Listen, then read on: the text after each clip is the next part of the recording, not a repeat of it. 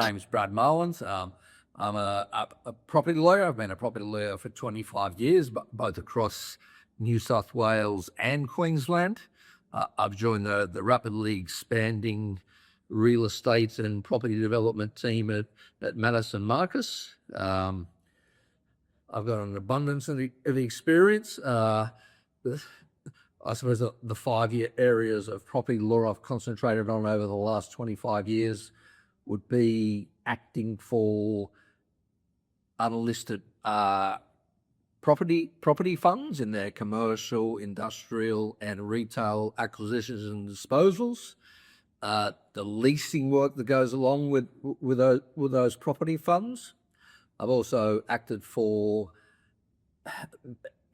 many retirement village operators in the purchasing, development, and day-to-day operations of their retirement villages. I've also acted for residential property developers in both New South Wales and Queensland on apartments and land subdivisions.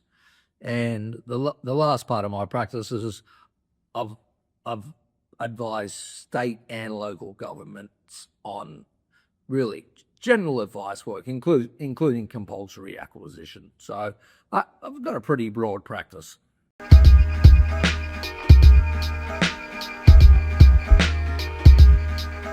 So I think the most interesting and complex matter I've worked on was at Portside Wharf in Brisbane. There's a very large development where the international cruise liners come in.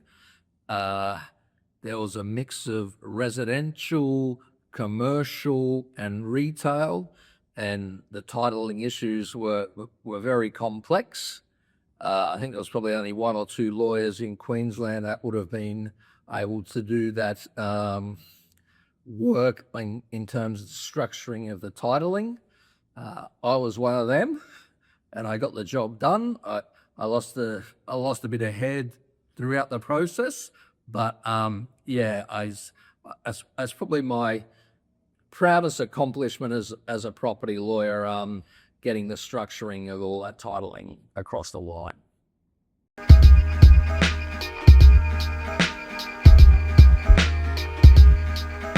But it first came about as I played a lot of sport with Indigenous boys and men as a younger man, and a lot of them were absolute superstars at 13, 14, and at the ages of 17 or 18, they were no longer involved with the sport. So at that age, sort of at the age of 17 or 18, I knew there were some issues with that progression of Indigenous boys and men at that age, and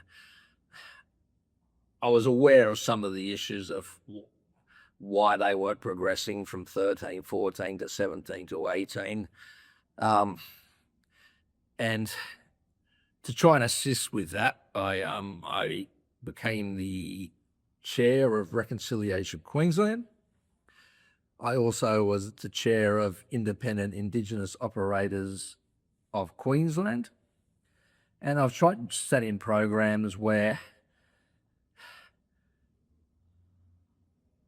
that transition from young teenagers to late teenagers for Indigenous men and women can be a lot smoother, where they're not falling through the cracks.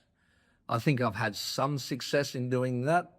There's a hell of a lot more work that can be done, but it's very close to my heart. And now that I'm back in New South Wales, I will be speaking with Reconciliation New South Wales, giving them a few of my ideas of what I implemented in Queensland, and hopefully I can continue some work in terms of closing that gap between what's happening to Indigenous men and women, their early teenagers to their late teenagers.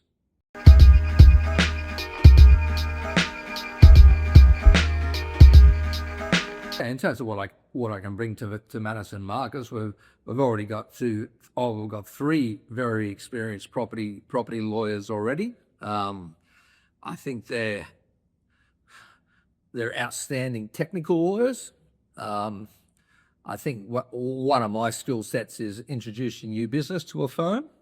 So having those three outstanding technical lawyers is going to free me up to get out into the market and introduce players within the New South Wales property market who may not be overly aware with Madison Marcus, and I can sort of get them more aware of Madison Marcus.